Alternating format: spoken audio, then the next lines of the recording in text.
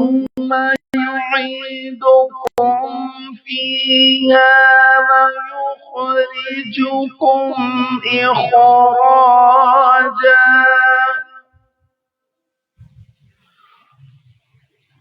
والله جعل لكم الأرض بساطا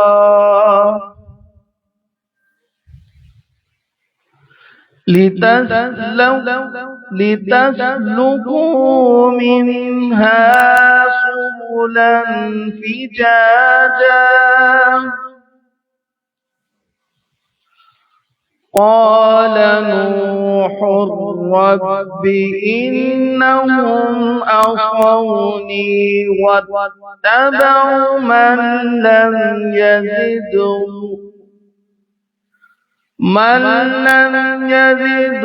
ماله وولده إلا خسارا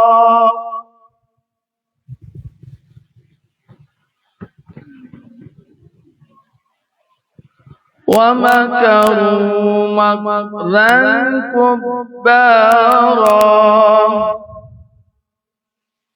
وقالوا لا تذرن آلهتكم ولا تذرن ودا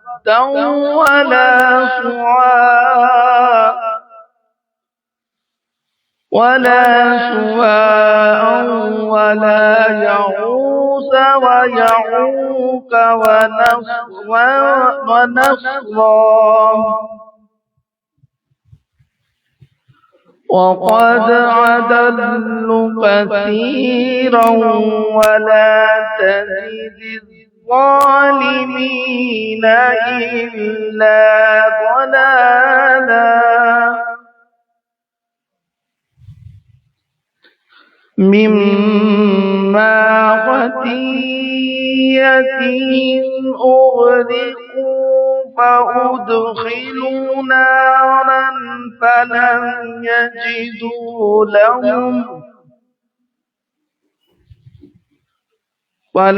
يجدوا لهم من دون الله أنصارا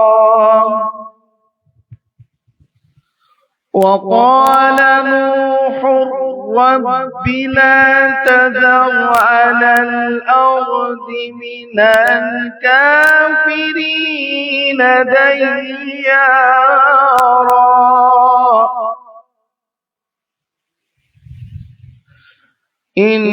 إنك إن تذرهم يضلوا عبادك ولا يلدوا إلا فاجرا كفارا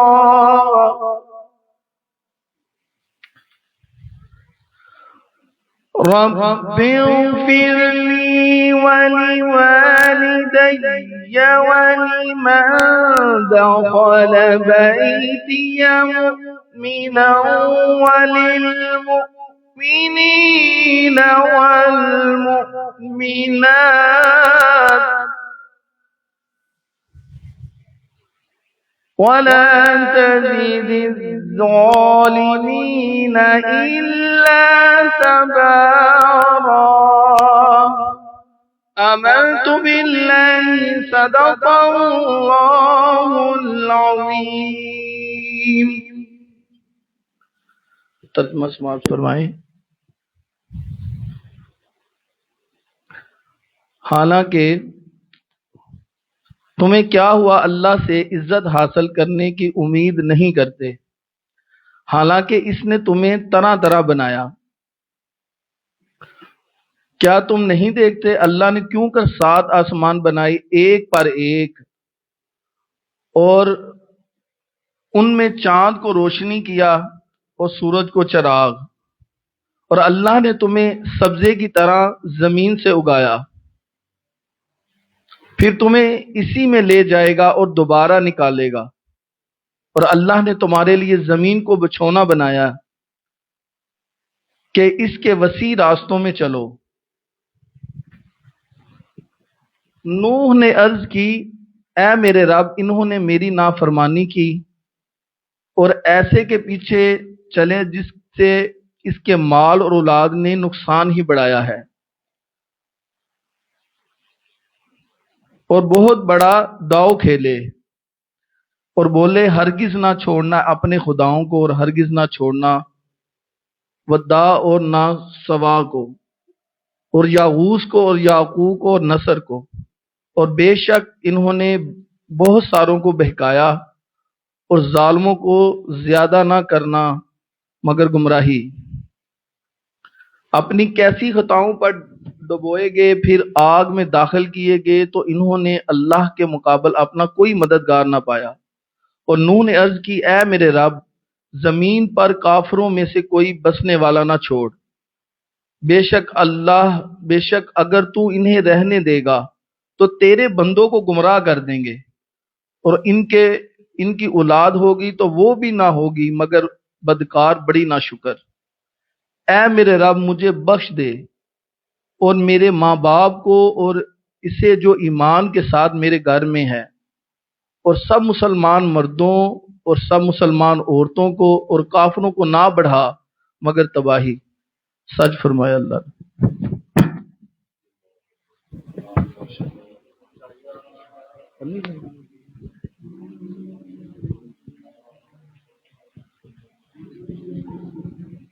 سلم علیک یا حبیب اللہ،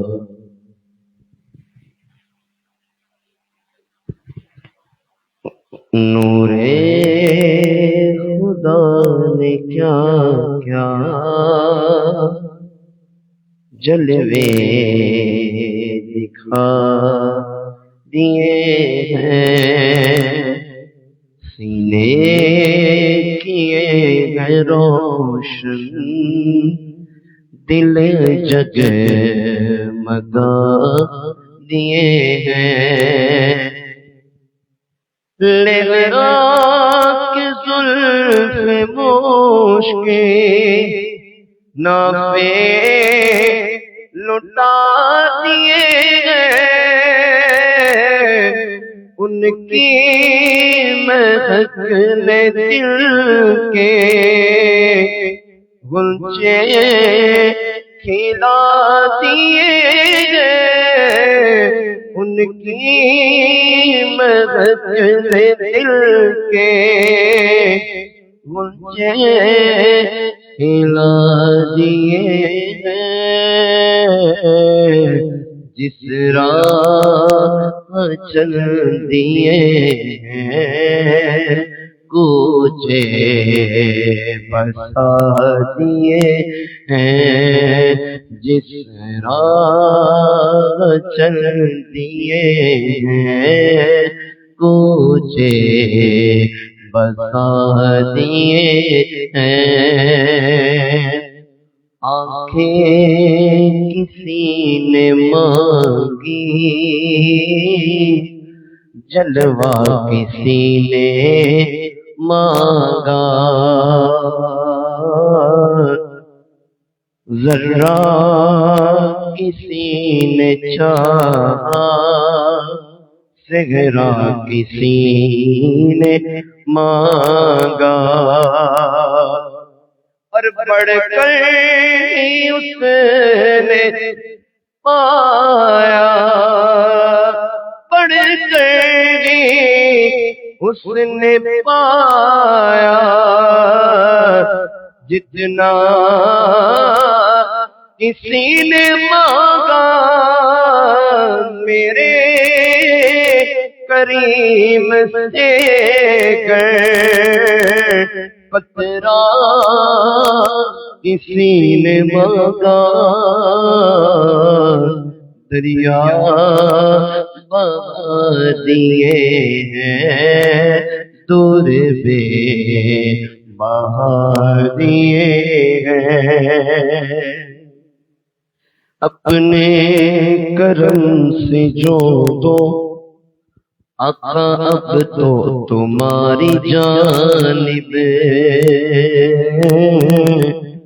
جو جی میں آئے سو دو، اب تو تمہاری جانب پالو ہمیں یا کھو دو، پالو ہمیں یا کھو دو، اب تو تمہاری جانب آنے دو یا دبو دو، آنے دو یا دبو دو، آنے دو یا دبو دو، اب تو تمہاری جانب کشتی تمہیں پہ چھوڑی، لنگر اٹھا دیے ہیں، ان کی مہک نے دل کے غنچے کھلا دیے ہیں۔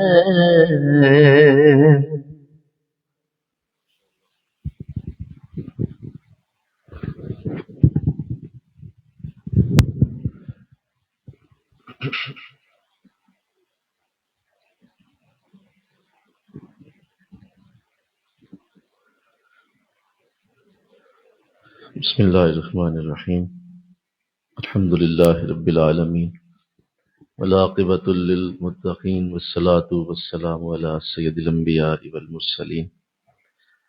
قال اللہ تعالی فی الکلام المجید، بسم اللہ الرحمن الرحیم، افلا یتدبرون القرآن ام علی قلوب اقفالها۔ صدق اللہ العظیم۔ مل کے پڑھیے الصلاۃ والسلام علیک یا رسول اللہ وعلی آلک واصحابک یا سیدی یا حبیب اللہ، صلاۃ والسلام علیک یا رحمت للعالمین وعلی آلک واصحابک یا سیدی یا خاتم النبیین۔ نہایت ہی معزز و محترم خواتین و حضرات، الحمدللہ سورہ نور کی آج قرآن آسان کورس میں آخری نشست ہوگی اور یہ صورت مکمل کی جائے گی۔ سعادت کی بات ہے، قرآن کریم کو ترجمے کے ساتھ اور تفسیر کے ساتھ پڑھنے کی توفیق نصیب ہو رہی ہے۔ اللہ نے اپنے کلام کے لیے ان لوگوں کو منتخب کیا جو زمانے کے بہت ہی سمجھدار لوگ تھے، اور اس کلام کو کسی بے وقوف کے لیے نہیں رکھا گیا۔ یہ عقل مندوں کی کتاب ہے اور اللہ نے اسے سمجھداروں تک ہی محدود رکھا ہوا ہے، اور قرآن اپنے پڑھنے والوں کے لیے شروع میں ہی ایک بہت بڑا لاک لگا دیتا ہے۔ ذالک الکتاب لا ریب فیہ، یہ وہ کتاب ہے جس میں کوئی شک نہیں ہے۔ ھدی للمتقین، اگر کوئی ہدایت لے گا اس سے تو اس کی علامت یہ ہوگی کہ وہ متقی ہوگا۔ کوئی عام شخص اس سے ہدایت نہیں لے سکتا، یہ اپنے پڑھنے والوں کو خود منتخب کرتا ہے، یہ اپنے سمجھنے والوں کو خود سے چنتا ہے۔ یہ وہ کتاب ہے جو اپنے پڑھنے والوں کا خود فیصلہ کرتی ہے۔ لہذا خوش نصیبی ہے کہ لگتا ہے قرآن نے ہمارا فیصلہ کیا اور ہمارے لیے قرآن نے راہیں کھولی، اور قرآن نے اللہ کی بارگاہ میں عرض کی ہوگی کہ مولا انہیں توفیق دے کہ یہ مجھے پڑھیں اور مجھ پہ غور کریں۔ لہذا اس توفیق کو دیا گیا اور ہم سب قرآن آسان کورس کا حصہ ہیں۔ اللہ نے ہم سب کو توفیق دی، اللہ کا شکر ہے۔ آج انشاءاللہ العزیز اگلی آیات پڑھی جائیں گی، اور یہ آیت نمبر 12 تک پڑھا جا چکا تھا۔ اگلی آیات میں اللہ ارشاد فرما رہے ہیں، بسم اللہ الرحمن الرحیم، وَقَدْ خَلَقَكُمْ أَطْوَارًا، حالانکہ اس نے تمہیں طرح طرح بنایا۔ مَا لَكُمْ لَا تَرْجُونَ لِلَّهِ وَقَارًا، تمہیں کیا ہوا کہ اللہ سے عزت حاصل کرنے کی امید نہیں کرتے، حالانکہ اس نے تمہیں طرح طرح بنایا۔ کیا تم نہیں دیکھتے اللہ نے 7 آسمان بنائے ایک پر ایک، چاند کو روشن کیا اور سورج کو چراغ بنایا۔ اللہ نے تمہیں سبزے کی طرح زمین سے اگایا، پھر تمہیں اسی میں لے جائے گا اور دوبارہ نکالے گا۔ اللہ نے تمہارے لیے زمین کو بچھونا بنایا کہ اس کے وسیع راستوں پہ چلو۔ تو یہ خوبصورت گفتگو جو ہے وہ اللہ نے اپنے نبی کی درج کی ہے۔ یہ بات بھی قرآن کی خوبصورت ترتیب میں شامل ہے کہ اللہ نے زمین آسمان کی تخلیق کی طرف بار بار غور کرنے کا انسان کو حکم دیا ہے، اور کہا گیا ہے کہ تم دیکھو کہ ہم نے یہ کتنی خوبصورت کائنات تخلیق کی ہے۔ اور ہر نبی اپنے ماننے والوں کو اللہ کی ان تخلیقات کی طرف ضرور توجہ دلاتا رہا۔ تو ان آیات میں کچھ یوں ہی انداز اختیار کیا گیا ہے کہ پہلے یہ کہا گیا کہ پہلے تو اپنی طرف دیکھ لو کہ اس نے تمہیں کیسا بنایا ہے۔ تمہارا جسم، تمہارا یہ جو سراپا ہے، کیا یہ اس بات کی علامت نہیں ہے کہ اللہ کا وجود موجود ہے، کہ یہ اتنا خوبصورت ترتیب سے سنورا ہوا انسان، لقد خلقنا الانسان فی احسن تقویم، ہم نے انسان کو سب سے حسین پیمانے کے اوپر رکھا ہے۔ تو اتنا خوبصورت بنایا تمہیں، پہلے تو اپنی طرف غور کر لو کہ تمہاری تخلیق کے اندر ہماری نشانیاں موجود ہیں۔ پھر ساتھ ہی کہا کہ تم دیکھو کہ ہم نے 7 آسمان بنائے ایک پر ایک۔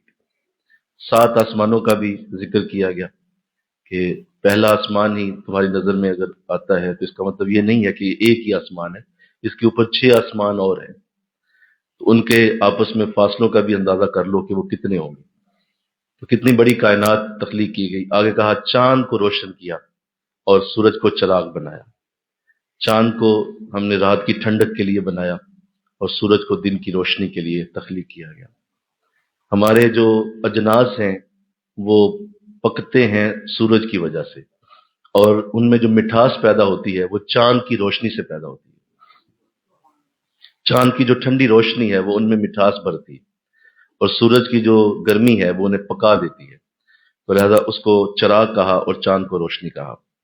اور اللہ نے تمہیں سبزے کی طرح زمین سے اگایا، کہا جس طرح سبزہ زمین سے اگتا ہے اسی طرح تمہارا بھی انداز ایسا ہی ہے کہ تم بھی بچے تھے، بچے سے تم لڑکے بنے، لڑکے سے تم اور جوان ہوئے، جوان سے پھر تم جو ہے وہ بڑھاپے کی طرف تمہارے قدم چلے گئے۔ اسی طرح جس طرح سبزہ پہلے اگتا ہے، پھر وہ بڑا ہوتا ہے، پھر وہ اس کی شاخیں بنتی ہیں، پھر اس میں سے پھل لگتے ہیں، اور ایک وقت آتا ہے کہ وہ بوڑھا درخت ہو جاتا ہے۔ تو ایسی فرمایا تمہارا بھی انداز سبزے کی طرح ہی ہے، اور واپس تمہیں اسی زمین میں لے جایا جائے گا۔ اسی زمین سے تمہاری پیدائش ہے، اور اسی زمین میں تم نے واپس تمہاری قبر ہوگی اور تم اپنی قبر میں چلے جاؤ گے، اور وہ دوبارہ نکالے گا تمہیں۔ فرمایا یہ ذہن رکھو کہ تم اس قبر میں ہمیشہ کے لیے نہیں چلے گئے، بلکہ وہ وقتی ٹھکانہ ہے، وہ کچھ وقت کے لیے تمہیں دیا گیا ہے، اور اس کے بعد وہ ٹھکانہ تم سے لے لیا جائے گا، اور پھر تم واپس اسی طرح دوبارہ زندہ کیے جاؤ، اور پھر تمہیں اللہ حشر کے دن کھڑا کرے گا۔ اور اللہ نے تمہارے لیے زمین کو بچھونا بنایا، زمین کو اس طرح بچھایا گیا جس طرح کوئی کارپیٹ بچھا ہوا ہے، اس طرح زمین کے انداز بنائے گئے۔ تو فرمایا کہ اس کے وسیع راستے ہیں جن میں تم چلو۔ تو اللہ کی یہ خوبصورت نشانیاں اس بات کی طرف دلیل ہیں کہ اللہ کا وجود موجود ہے، اور جب بھی آپ ان نشانیوں کو پڑھیں تو سبحان اللہ کہیں، بار بار کہیں، اللہ تو پاک ہے، تو بنانے والا ہے، یہ تو ہی بنا سکتا ہے، اس طرح کی تخلیق کوئی اور نہیں کر سکتا، کوئی بھی کسی بھی طرح سے۔ بلکہ یہاں تک کہا گیا کہ اگر تم اپنی تخلیق پہ بڑا غور کرتے ہو، بڑا تمہیں زوم ہے اپنی تخلیق پہ، اور تمہاری کریشن بہت اچھی ہے، تم ایسا کرو، تم ایک مچھر کے پر کو بنا کے دکھاؤ۔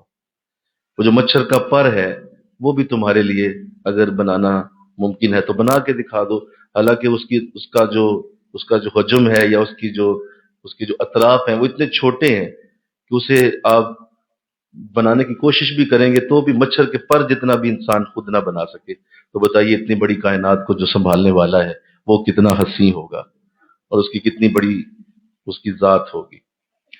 تو یہ اللہ کی نشانیاں جب بھی آپ قرآن کریم میں پڑھیں تو اللہ سے ضرور یہ بات کریں کہ مولا ہم تیری نشانیوں پہ ایمان لائیں، اور تیری نشانیوں پہ ہم ایمان لاتے ہیں، یہ واقعی یہ کائنات سوائے تیرے اور کوئی نہیں چلا سکتا۔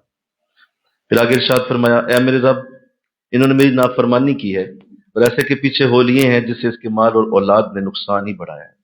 کہا میں نے تو بڑی کوشش کی ہے لیکن انہوں نے میری نافرمانی کی ہے، بہت داؤ کھیلے ہیں، اور اپنے خداؤں کو کہتے ہیں ہرگز نہ چھوڑنا، اور ان کے نام بھی ساتھ ذکر کیے گئے، ود، سوا، یغوث، یعوق اور نصر، کہا یہ ان کے خدا ہیں اور یہ اپنے خداؤں کو چھوڑنے سے بالکل عاری ہیں اور خداؤں کی طرف ان کا رجوع اپنے بنا ہوا ہے، اور بے شک انہوں نے بہتوں کو بہکا دیا اور ظالموں کو صرف گمراہی ہی زیادہ ملتی ہے۔ تو یہ ساری گفتگو جو ہے وہ حضرت موسیٰ، حضرت نوح علیہ السلام کی قرآن نے درج کی، اور جیسا کہ آپ پڑھ رہے ہیں پہلی آیت سے لے کر آخری آیت تک، یہ سارے ہی جملے حضرت نوح کے ہیں۔ اللہ کا اس میں اپنا کوئی کلام نہیں ہے۔ یہ کیسی عظیم بات ہے کہ صرف انہی کی زبان کے الفاظ کو پوری صورت بنا دیا گیا، اور اللہ نے کتنا عظیم درجہ انہیں عطا کیا۔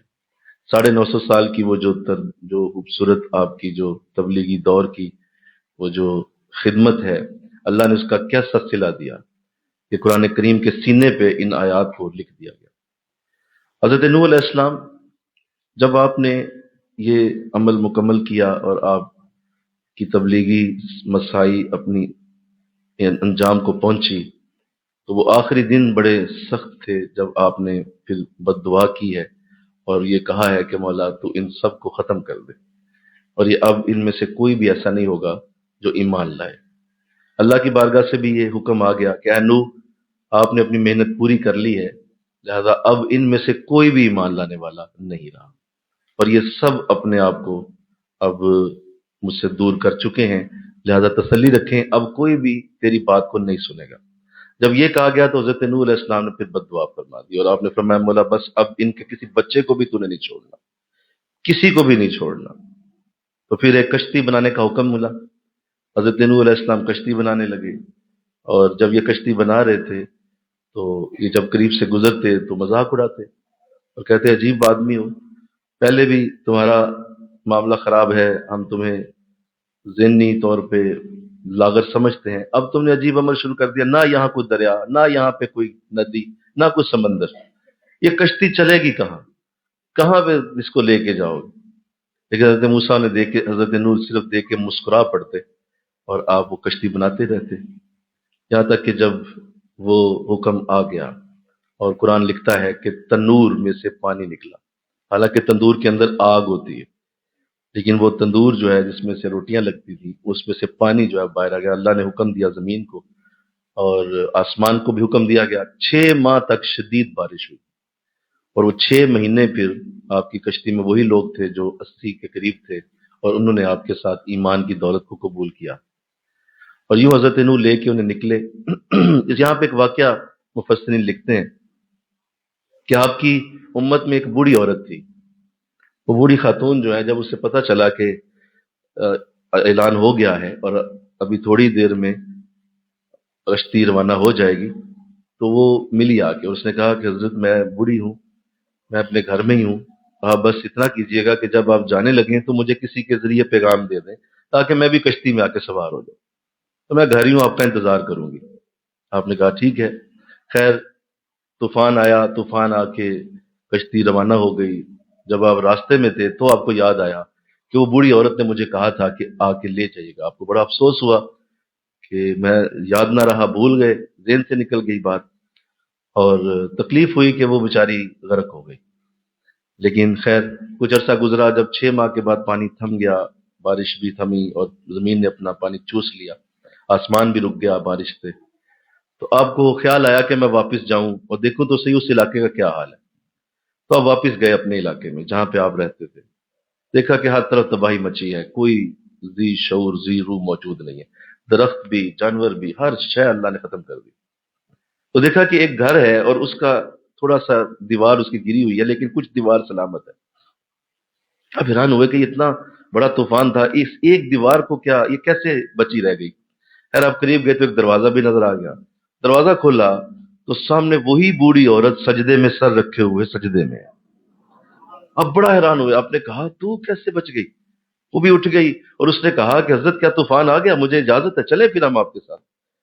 آ گیا طوفان؟ آپ خود بھی سجدے میں چلے گئے، مولا تو کیسا بچانے والا ہے، تو کس طرح بچا لیتا ہے، کوئی شے نہیں بچی زمین پہ، اور یہ کیسے بچ گئی؟ تو جواب آیا موسیٰ، آیا نوح، اصل میں جو میرے ذکر میں رہے گا ہم اسے بچا کے رکھتے ہیں، جو ہمارے ذکر میں رہتا ہے ہم اسے بچا لیتے ہیں۔ لہذا یہ چونکہ ہمارا ذکر کر رہی تھی، اور وہی کر رہی تھی جو تو نے اسے دیا ہوا تھا، جو تو نے اسے ذکر دیا ہوا تھا وہ ذکر کر رہی تھی، تو اللہ کی بارگاہ سے بچت کا معاملہ بنا۔ مطلب بڑا سخت طوفان تھا، اور اس کے بارے میں مفسرین لکھتے ہیں کہ اتنا سخت تھا کہ اگر حضور کی حدیث میں آیا کہ اگر اللہ نے بچانا ہوتا اس سے کسی کو تو ایک عورت کو ضرور بچا لیتا۔ صحابہ نے پوچھا حضور کون سی عورت؟ فرمایا وہ عورت تھی، ایک کافرہ تھی، تو جب یہ طوفان آیا تو وہ بھاگ کے پہاڑ پہ چڑھ گئی، اس کے ہاتھ میں اس کا 6 ماہ کا معصوم بچہ تھا۔ یہ پہاڑ پہ چڑھ گئی کہ اتنا اونچا پانی تو نہیں آ سکتا، لیکن پانی وہاں بھی پہنچ گیا۔ جب وہاں پہنچا تو اس نے اپنے بچے کو اپنے سینے سے لگا لیا کہ چلو کتنا کو آئے گا اوپر، میرے پاؤں تک آ جائے گا، لیکن وہ پاؤں سے چلتا ہوا جب سینے تک آیا تو اس نے اٹھا کے اپنے بچے کو اپنے سر پہ رکھ لیا کہ چلو اتنا تو نہیں آئے گا، لیکن وہ سر پہ جب پہنچا تو اس نے اٹھا کے اوپر کر دیا پانی سے، خود ڈوب گئی پانی میں، لیکن وہ بچہ پھر بھی اللہ نے غرق کر دیا۔ تو لہٰذا آقا فرماتے ہیں اگر اللہ نے کسی کو بچانا ہوتا نا تو اس بچے کو ضرور اللہ بچا لیتا، لیکن اتنا سخت وہ طوفان تھا کہ کسی کو بھی زندگی کا موقع نہ ملا۔ اور اسی دوران ایک واقعہ پیش آتا ہے جو آپ کے صاحبزادے کا ہے، آپ کا بیٹا کنعان، وہ بھی کافروں میں سے تھا، اور آپ نے بڑی اسے تبلیغ دین بھی کی، سمجھایا بھی، لیکن وہ ظاہر ہے انسان کی بعض اوقات فطرت ہی ایسی ہوتی ہے کہ وہ چاہے کسی نیک گھر میں ہی پیدا ہو پھر بھی اس کی فطرت ہی اس کی بری ہوتی ہے۔ تو وہ کچھ ایسا ہی معاملہ تھا، تربیت کی اس کی لیکن وہ نہ سمجھ پایا۔ تو اس دن آپ نے پھر اسے دوبارہ کہا کہ آج تو میرے پاس آ جا، میری کشتی میں آ جا۔ تو اس نے کہا کہ کشتی کتنا کو دور چلی جائے گی اور میں اس پہاڑ پہ چڑھ جاؤں گا۔ آپ نے کہا آج کوئی پہاڑ بھی نہیں بچنے والا، لہذا کوشش کرو میری بات مان لو، آ جاؤ۔ لیکن وہ نہ آیا، اور وہ واقعی پہاڑ پہ چڑھ گیا، لیکن آپ کے سامنے ہی آپ نے دیکھا کتنی اونچی لہر اٹھی کہ اس پہاڑ کو بھی وہ طے کر گئی، اور پھر وہ آپ کے سامنے جب ڈبکیاں لینے لگا، مرنے لگا، تو آپ ظاہر باپ ہیں، اس کے باپ تھے، اور آپ شفقت پدری میں ایک لفظ زبان سے نکل گیا، مولا میرا بیٹا، مولا میرا بیٹا۔ اب جو ہی یہ جملہ زبان سے نکلا ہے اللہ کی بارگاہ سے فوراً آواز آئی، اے نو یہ تیرا بیٹا نہیں ہے، یہ تیری اولاد میں سے نہیں ہے، حالانکہ خود اولاد تھی آپ کی، جسمانی بیٹا تھا آپ کا، لیکن اللہ کی بارگاہ سے آ گیا کہ یہ تیرا بیٹا نہیں ہے، اور خبردار اگر آئندہ تم نے اس کی کوئی سفارش کی۔ حضرت نوح علیہ السلام کے سامنے وہ اپنی جان سے ہاتھ دھو بیٹھا، لیکن آپ ساری زندگی پھر اس پہ توبہ کرتے رہے کہ میں نے کیوں اللہ سے ایسے شخص کی سفارش کی جو اللہ کا نافرمان تھا۔ تو اس پہ ہمیں بھی غور کرنا ہے، اس پہ ہمیں بھی غور کرنا ہے۔ یہ واقعات جو ہیں وہ صرف بچوں کو سنانے کی کہانیاں نہیں ہیں، یہ ہمارے غور کے لیے ہیں، اس لیے دیے گئے ہیں کہ تم ان پہ غور کرو، سمجھو کہ اگر ایسا نبی کے ساتھ ہو سکتا ہے تو تمہارے ساتھ بھی ہو سکتا ہے۔ اگر تمہاری اولادوں میں بھی کوئی ایسا نکل آیا تو یہ تسلی رکھنا کہ وہ بھی تیری اولاد نہیں ہے۔ امینا اس پریشان ہوتے رہنا کہ میرا بیٹا تھا، میرا بیٹا تھا، میرا بیٹی تھی، اور دیکھو کتنی بری نکل آئی۔ اگر تو نیک ہے اور وہ تیرے راستے پہ نہیں چلا تو نوح علیہ السلام کی اس واقعے سے سبق سیکھ، اس واقعے سے سبق سیکھ کہ وہ تیرے ساتھ اس کا کوئی تعلق نہیں ہے، لہذا امینا اس کے لیے اتنی ٹینشن لیتے رہنا اور اللہ کے حوالے کر دینا۔ تو اللہ نے یہ بھی دن جو ہے وہ دنیا میں رکھا ہے کہ نوح علیہ السلام جیسے نبی کا بیٹا بھی ایمان نہیں لائے۔ تو ایسے واقعات زمین پہ رکھے گئے، اور ایسے واقعات اللہ نے رکھے گئے ہیں تاکہ لوگ اس سے بھی عبرت حاصل کریں۔ فرعون کی بیوی آسیہ کی مثال دی گئی، اسی طرح حضور اسلام کے چچا ابو طالب کی مثال دی گئی، اسی طرح حود علیہ السلام کی بیوی کی مثال دی گئی، لوط علیہ السلام کی بیوی کی مثال دی گئی۔ تو لہٰذا یہ وہ لوگ ہیں جو نبیوں کے گھرانے سے تھے، نبیوں کے گھر کے اندر پلے ہیں، نبیوں کے گھروں میں رہے ہیں، نبیوں کے ساتھ ان کی زندگیاں گزری ہیں، لیکن انہیں ایمان کی دولت نہیں ملی ہے۔ تو آپ اندازہ کریں کہ حضور علیہ السلام جب حضرت ابو طالب کے قریب تھے اور آپ نے جب یہ جملہ ان سے کہا تھا کہ اے چچا، یہ لوگ جو بھی کہہ رہے ہیں، سامنے کھڑے تھے سارے کافر، یہ لوگ جو بھی کہہ رہے ہیں کہ تو نے ایمان قبول نہ کر، تو میری بات سن، اچھا تو اگر ان کے سامنے نہیں بول سکتا تو میرے کان میں کہہ دے۔ تو حضور نے اپنا کان بھی ان کے لبوں کے قریب کیا تھا کہ میرے کان میں ہی بول دے کہ تو کلمہ پڑھ لیا اور میں سن لوں اس کلمے کو، لیکن اس حالت میں بھی ایمان کی دولت نہ ملی۔ تو بتائیے میں اور آپ کتنے خوش نصیب ہیں، مل کے کہو نا سبحان اللہ، بولو نا۔ اس حالت میں بھی ایمان کے حضور کے لب، حضور کے کان ان کے لبوں کے قریب آ گئے، اتنے قریب آ گئے کہ اگر وہ سرگوشی میں بھی کلمہ پڑھتے تو حضور سن سکتے تھے، لیکن نہیں پڑھا۔ اس لیے یہ جو مثالیں اللہ نے دنیا میں رکھی ہیں یہ اس لیے رکھی ہیں کہ ان اللہ علی کل شیء قدیر، وہ ہر چیز پہ قدرت رکھتا ہے. اور تم جو آج نیکیاں کر رہے ہو، آج جو تم اللہ اور اس کے رسول کا نام لے رہے ہو، تمہاری اس میں بہادری نہیں ہے، یہ اللہ کے رب کا، اللہ کے اپنے کرم کا فیصلہ ہے. یہ اس کا فیصلہ ہے کہ اس نے تمہیں حضور کی امت میں شامل کر دیا، اور تمہاری یہ خوش نصیبی ہے کہ تمہارا نام حضور کی امتیوں میں ڈال دیا گیا. ورنہ یہ کوئی اپنی محنت سے کمانا نہیں ہے، کوئی یہ نہ جانے کہ یہ اپنی محنت سے ہوا. اللہ تو لہذا یہ جب معاملات آگے چلے اور کشتی نوح جو ہے وہ روانہ رہی، 6 ماہ تک یہ کشتی پانی میں رہی، اور اتنی شدید بارش تھی کہ اندر والے بھی تنگ آ گئے، اور انہوں نے پھر حضرت نوح سے فریاد شروع کر دی کہ آپ اب کچھ کریں ایسا کہ ختم ہو جائے. 6 ماہ سے ہم مسلسل، رات ہے، مسلسل اندھیرا ہے، بادل چھائے ہوئے ہیں، پانی گر رہا ہے، اور مسلسل 6 مہینے سے بارش دیکھ رہے ہیں. اب تو ہماری حالت جو ہے خود خراب ہونا شروع ہو گئی. تو لوگوں نے پھر آپ سے بار بار جب کہا تو آپ نے اللہ کی بارگاہ میں فریاد کی، لیکن کوئی جواب نہیں، کوئی جواب نہیں. پھر آپ نے فریاد کی، پھر کوئی جواب نہیں. پھر کچھ وقت گزارا کہ شاید کوئی معاملہ ہوگا، شاید اللہ ابھی عذاب اور دے رہا ہے، لیکن جواب نہ آیا. جب تیسری بار بھی کہا تو جواب نہ آیا، تو پھر آپ نے ارشاد فرمایا، مولا میں تجھے اسی نام کا وسیلہ دیتا ہوں جو میرے باپ آدم نے پیش کیا تھا، اسی نام محمد کے صدقے اس بارش کو روک. تو آپ کے نام نامی اس میں گرامی کا جب لینا تھا تو اسی وقت بارش کو روک دیا گیا. پھر ارشاد فرمایا کہ یہ نام جو بھی جب بھی لے گا ہم اس کی مصیبت ختم کر دیں گے. ہم اس کے لیے وعدہ کرتے ہیں کہ جو اس نام کا وسیلہ پیش کرے ہم اس کے لیے کچھ بھی کرنے کے لیے تیار. پہنو آپ نے ان کا وسیلہ دے دیا، ختم ہو گئی بات. 6 ماہ کے بعد بارش رکی، زمین نے پانی چوسا، آسمان رکا، اور جودی پہاڑ کے اوپر، سری لنکا میں جودی پہاڑ پہ کشتی ٹھہر گئی. اور پھر وہ نسل انسانی کا دوبارہ سے آغاز حضرت نوح علیہ السلام کی وجہ سے ہوتا ہے. انہوں نے کچھ کام ایسے کیے تھے، میں اس پہ توجہ چاہوں گا، بڑی ضروری بات ہے یہ جو قرآن نے بیان کی. یہ جو کچھ نام ہے ذرا نظر کیجئے گا، اپنے نوٹس پہ دیکھیے. آیت نمبر 23 کے اندر کچھ نام لیے گئے ہیں، اور وہ بولے ہرگز نہ چھوڑنا اپنے خداؤں کو، اور ہرگز نہ چھوڑنا ود اور سوا اور یغوث اور یعوق اور نصر کو. یہ کچھ نام لیے گئے ہیں. حضرت نوح علیہ السلام کی قوم میں کچھ اچھے لوگ بھی تھے، نیک لوگ بھی تھے، اور ان نیک لوگوں کے ساتھ جو ہے وہ لوگ پیار کرتے تھے، محبت کرتے تھے. اچھے لوگ بھی ہر جگہ ہوتے ہیں، برے بھی ہوتے ہیں. تو یہ اچھے لوگ تھے. ان کے یہ جو نام ہے نا، یہ اصل میں لوگوں کے نام ہیں، یہ لوگوں کے نام تھے، یہ بزرگ تھے ان کے، اور یہ اچھے لوگ تھے. ان کے معاملات بھی ٹھیک تھے، اور حضرت نوح علیہ السلام کے ساتھ بھی ان کا معاملہ اچھا تھا. بعض نے کہا، مفسرین نے کہ یہ ایمان بھی لا چکے تھے. بعض نے کہا نہیں لائے تھے لیکن ویسے اچھے تھے، اور حضرت نوح کے ساتھ کوئی انہوں نے زیادتی ظلم نہیں کیا. بعض نے کہا نہیں یہ ایمان والے تھے. تو اب یہ ہوا یہ کہ جب ان کا وصال ہو گیا تو شیطان نے ان کے ناموں کے ساتھ جو ہے وہ ان لوگوں کو گمراہ کیا، اور کہا کہ وہ لوگ بہت اچھے تھے تو تم کیوں نہ ان کی یاد کے لیے ان کے مجسمے بناؤ. اب سنیے، دھیان سے سنیے. ان کی یاد کے لیے ان کے مجسمے بناؤ، پتھر کے مجسمے بناؤ، تاکہ تمہیں یاد رہے کہ یہ بڑے اچھے لوگ تھے. تو اب یہ اس نے ایسا وسوسہ ڈالا لوگوں کے دلوں میں کہ لوگ تیار ہو گئے، اور انہوں نے ان کے بت بنائے، صرف اس لیے کہ ذرا یاد رہے کہ یہ ہمارے بزرگ تھے. ایک کا بت کہیں رکھ دیا گیا، دوسرے کا بت کہیں رکھ دیا گیا، تیسرے کا بت کہیں رکھ دیا گیا، اور صرف یاد کے لیے. اچھا، کچھ عرصہ گزرا، جب یہ نسل فوت ہو گئی تو جب اگلی نسل آئی تو انہوں نے انہی بتوں کی پوجا شروع کر دی، اور اس سے دنیا میں بت پرستی کا آغاز ہوا.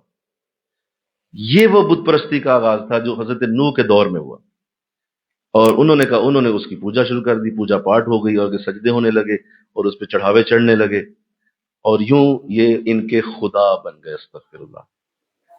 جو کہ نیکوں کے ساتھ جن کا ایک انداز تھا، لیکن انہوں نے اس کو اس طرح کر دیا کہ جیسے کوئی خدا ہوتا ہے. تو اللہ اس پہ محفوظ فرمائے، آمین کہو. کہ یہ اصل میں وہ ابتدا تھی.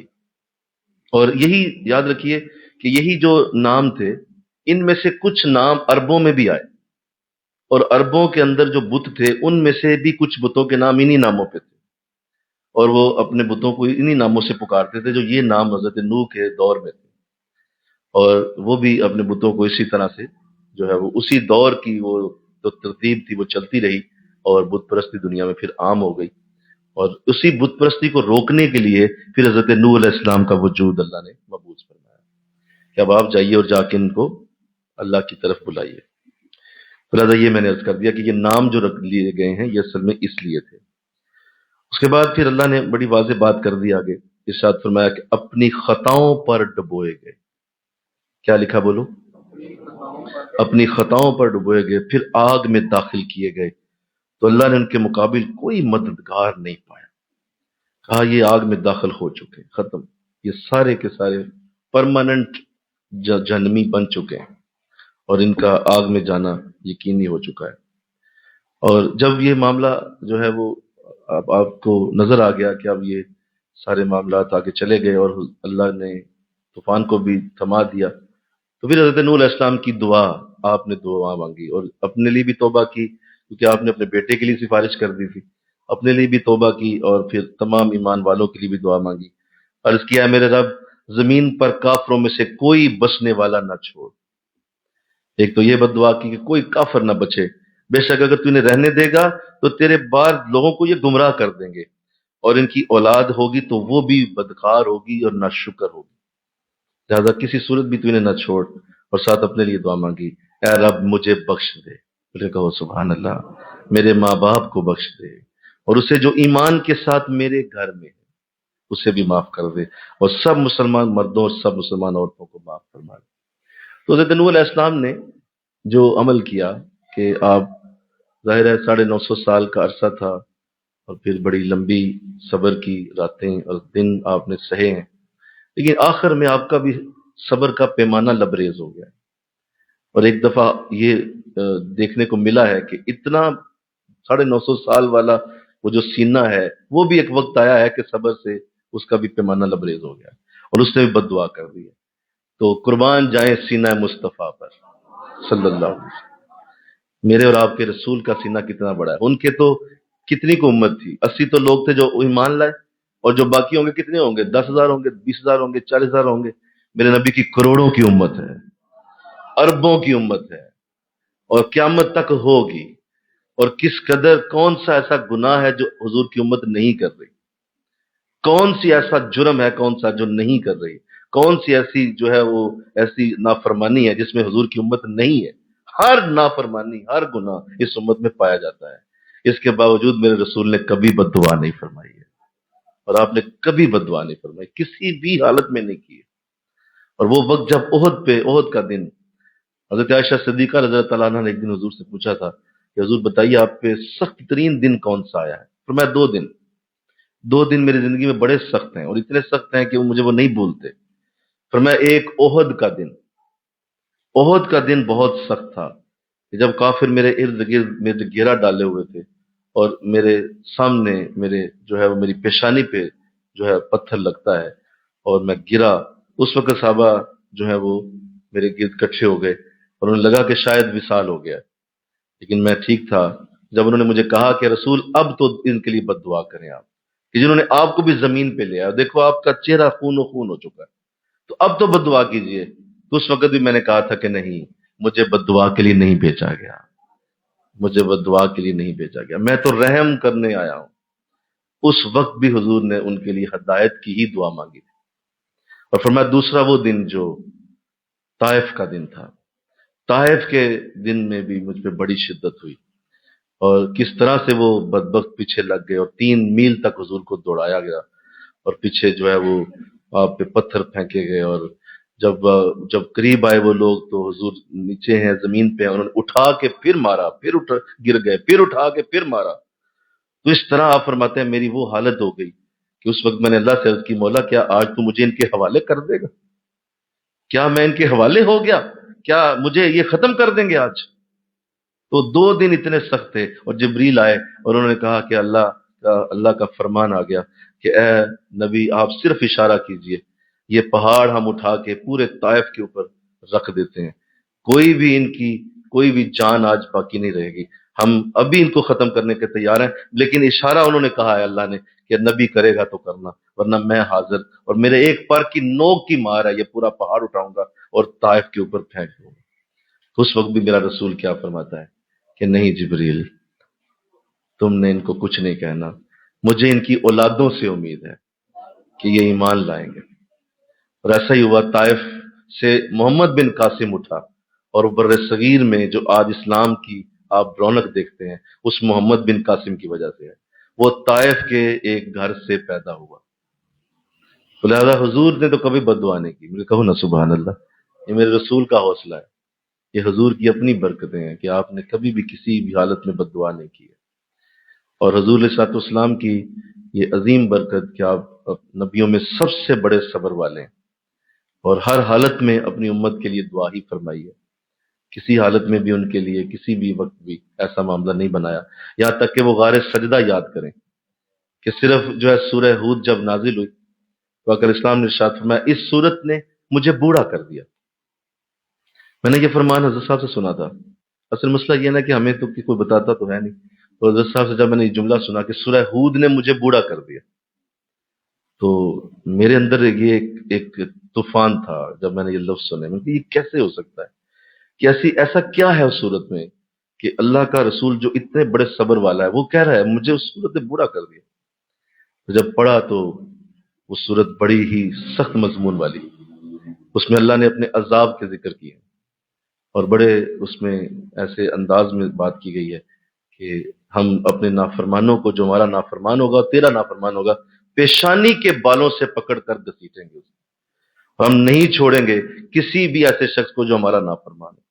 بڑے بڑے سخت جملے ہیں اس کے اندر، اور واقعی بڑے سخت ہیں۔ تو حضور فرماتے ہیں مجھے اس صورت نے بوڑھا کر دیا۔ تو جب سورہ ہود نازل ہوئی تو صحابہ فرماتے ہیں ہم نے ایک دن حضور کو جب نہ پایا، 2 دن نہ پایا، تیسرے دن ہم تلاش کرنے نکل گئے، حضور گئے کہاں؟ تو غار سجدہ میں حضور رو رہے تھے۔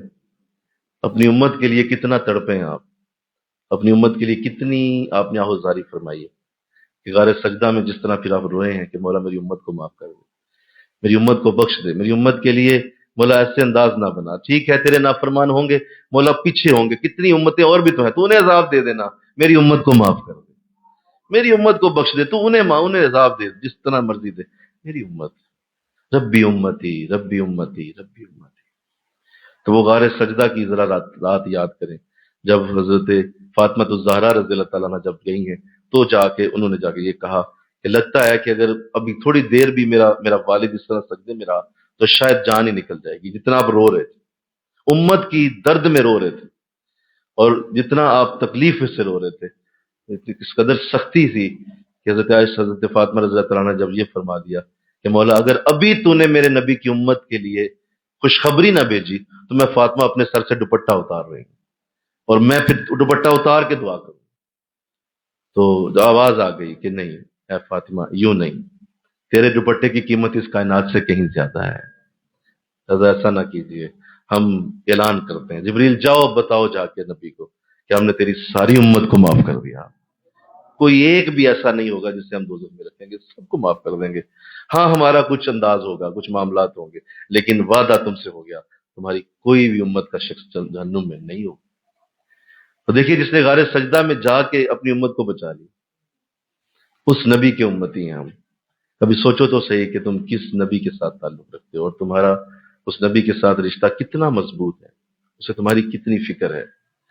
وہ آج بھی اپنے گنبد خضرا میں تمہارے لیے بے قرار ہے، اور وہ آج بھی ارشاد فرمایا صحابہ سے، صحابہ میرا جینا بھی تمہارے لیے نعمت، اور میرا فوت ہو جانا، وصال کر جانا بھی تمہارے لیے نعمت۔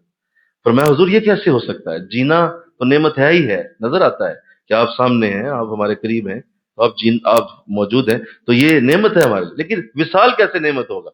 فرمایا آج تو تم مجھے دیکھتے ہو اور میں تمہارے لیے دعائیں کرتا ہوں، جب وصال ہو جائے گا تو ہر جمعرات کو تمہارے اعمال میرے سامنے پیش کیے جائیں گے، اور اگر اچھے ہوں گے تو میں اللہ کی بارگاہ میں شکر ادا کر کے تمہارے لیے اور اچھے اعمال کی دعا کروں گا، لیکن اگر برے ہوں گے تو تم توبہ کرو یا نہ کرو، میں تمہاری طرف سے توبہ کر رہا ہوں، خود رسول تمہاری طرف سے توبہ کرے گا، مولا میرے امتی کو معاف کرنا۔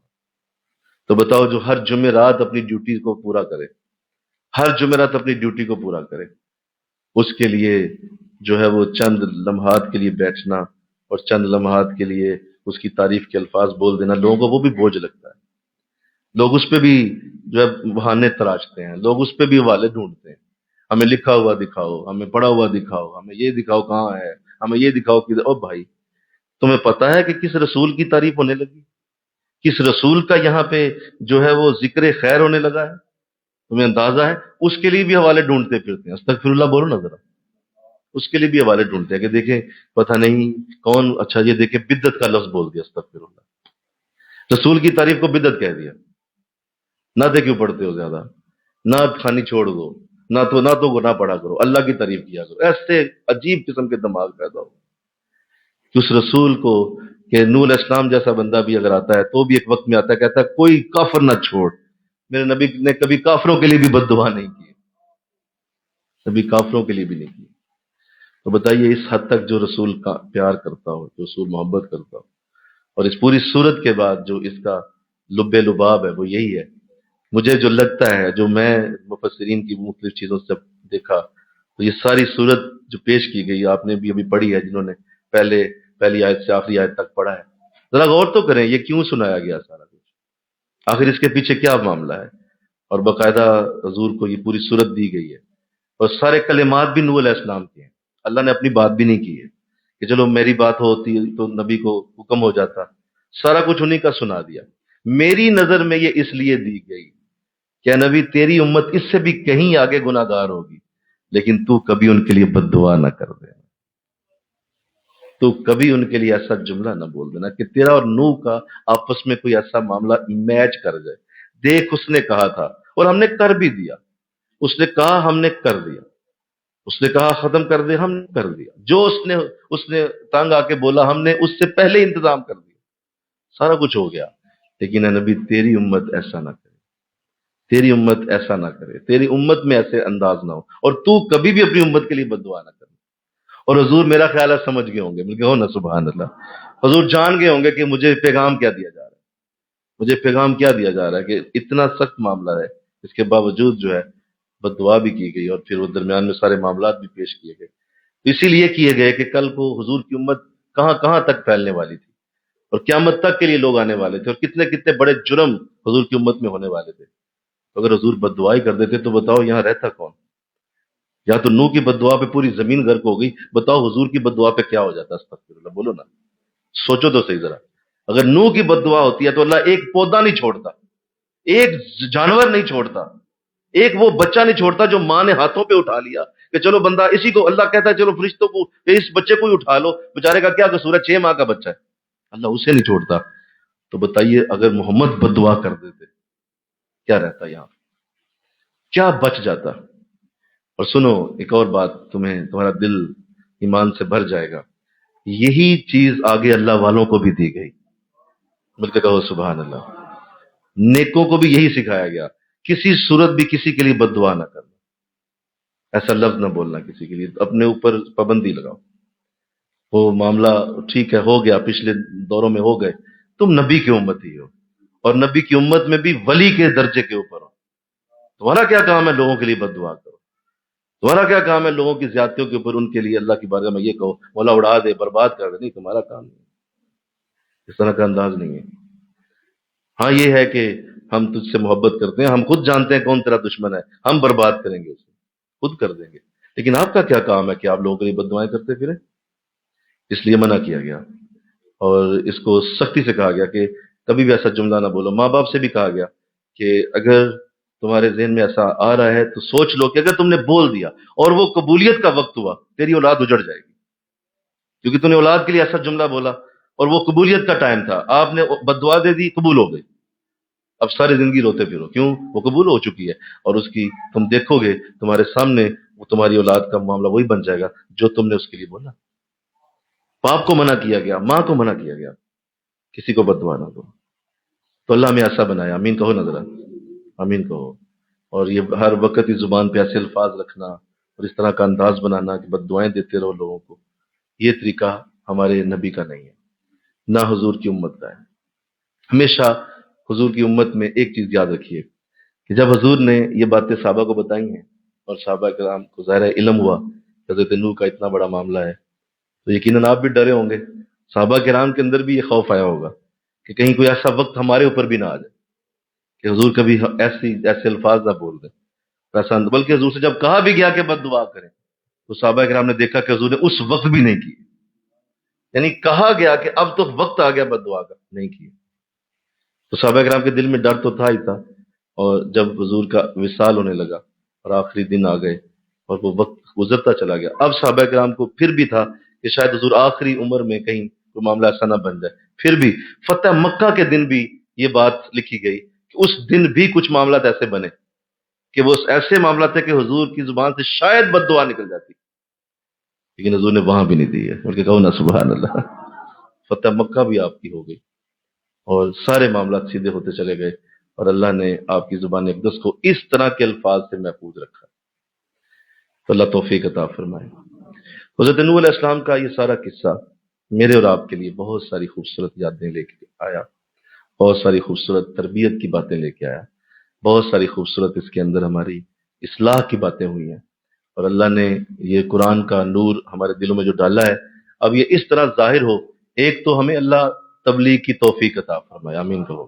دوسرا، اللہ ہمیں تو تبلیغ سے ڈرنے اور تبلیغ کو چھوڑنے اور تبلیغ کے لیے کسی کی بات کو دل میں رکھ کے اور سوچ کے کہ نہیں فلاں میرے خلاف ہے تو اس کو چھوڑ دیا جائے، تبلیغ کو، اس سے ہمیں بچنے کی توفیق عطا کرے۔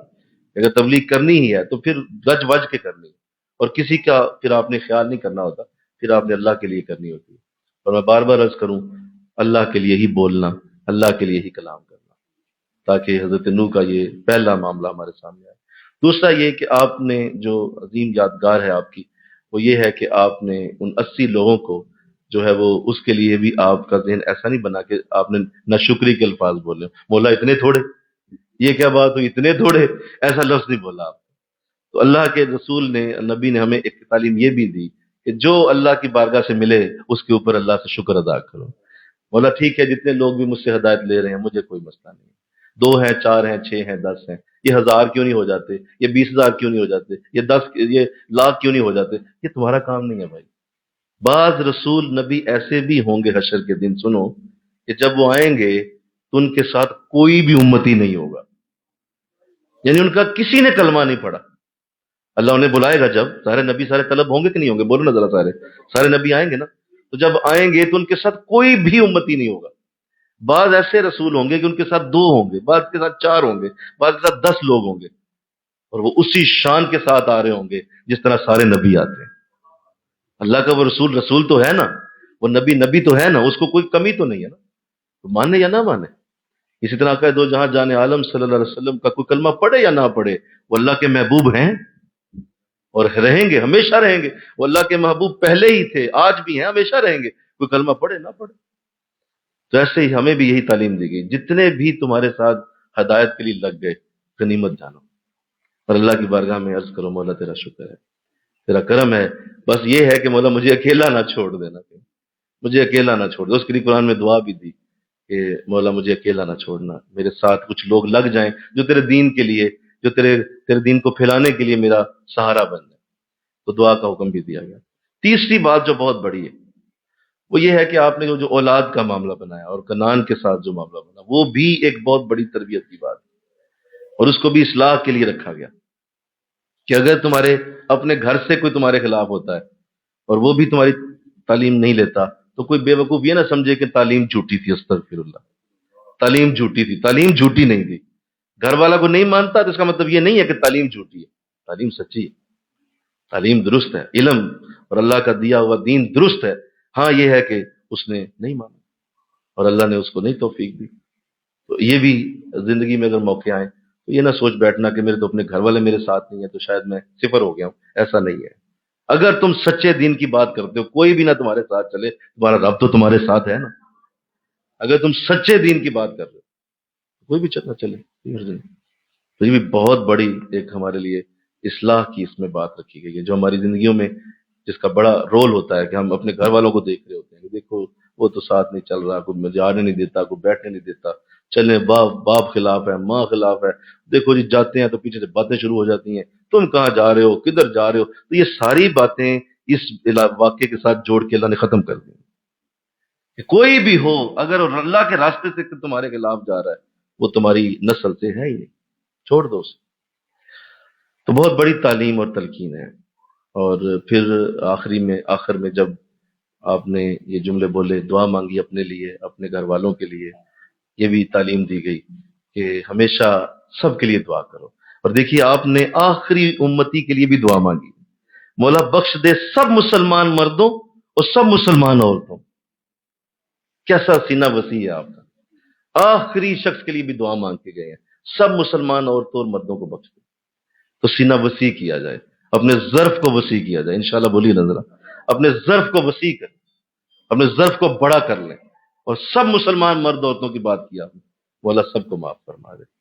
حالانکہ جو ہے وہ سینہ تنگ ہونے کا انداز ہوتا ہے اس وقت کہ جب عذاب بھی آ رہا ہو اور کافروں کے خلاف بات بھی ہو رہی ہے، پھر بھی اپنے انداز میں ایسا ہی رکھا ہے، مولا سب کو معاف کر اللہ۔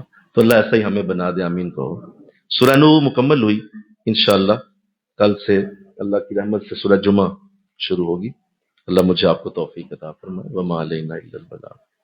آمین۔ اللہم صلی علی سیدنا و مولانا محمد وعلی آل سیدنا و مولانا محمد وبارک وسلم۔ ربنا آتنا فی الدنیا حسنہ وفی الآخرۃ حسنہ وقنا عذاب النار۔ الہ العالمین۔ پوری صورت اب مولا حشر کے دن تجھ سے اس کا بدلہ لیں گے۔ اللہ رحم فرما اور ہم سب کا یہ عظیم اجتماع تیرے قرآن کے لیے مکمل ہوا، اللہ قبول فرما لے۔ اس سورہ پاک کو سب سے پہلے حضور علیہ السلام کی بارگاہ میں پیش کیا جاتا ہے، قبول کیا جائے۔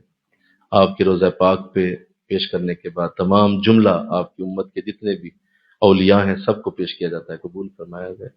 اور خصوصاً بالخصوص اس سورہ پاک کو حضرت نوح کی بارگاہ میں پیش کیا جاتا ہے اور ان کے اعلیٰ درجات کی بارگاہ میں پیش کیا جاتا ہے، قبول فرمایا جائے۔ مولا جتنے بھی حضرات تشریف لائے ان سب کو قرآن پڑھنے کی جتنی برکت ہے وہ ساری عطا فرما، جتنی برکتیں قرآن پڑھنے کی ہیں وہ ان کی جولیوں میں ڈال۔ اللہ ہم سب کے صغیرہ اور کبیرہ گناہوں کو معاف رکھنا، ہمیں معافی دیے رکھنا، ہمیں اپنے اعلیٰ برگزیدہ بندوں میں شامل رکھنا، اور مولا اس عظیم قرآن کے اگلے جتنے بھی درس ابھی ہونے والے ہیں ہمیں ان میں خیر کے ساتھ، عافیت کے ساتھ، صحت کے ساتھ شامل ہونے کی توفیق دیے رکھنا۔ وصلی اللہ تعالی رسول خیر خلقہ محمد وآلہ وصحبہ اجمعین۔ السلام علیکم ورحمۃ اللہ وبرکاتہ۔